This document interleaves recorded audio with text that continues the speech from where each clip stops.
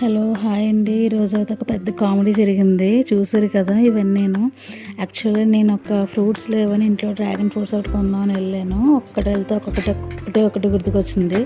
First అయితే Kisan jam లేదు కదా అని కిసాన్ జామ్ చేశాను. తర్వాత కచప్, తర్వాత స్వీట్స్లోకి ఉంటుంది కదా అని మిల్క్ మేడ్ తీసుకున్నాను. సరే అయితే మెంతుల పొడి కూడా లేదని చెప్పి మెంతుల పొడి కూడా తీసాను. సరే కదా అని పక్కన పెడితే సరే ఓకే ఎర్రకందిపప్పు లేదు, తర్వాతనేమో రవ్వ లేదు, మెంతులు లేవని చెప్పి అలా ఒక్కొక్కటి గుర్తుకొచ్చినాయండి. అలా పెద్ద శనగలు అన్నీ కూడా కొన్నాను. ఇదేదో కొత్తగా అనిపించింది. ఇది నాకు కాలీఫ్లవర్ అనుకున్నాను, కాదట అది క్యాబేజ్లా అనిపించింది. ఇది సలాడ్స్లో తినొచ్చు మా వారు తీసుకున్నారు.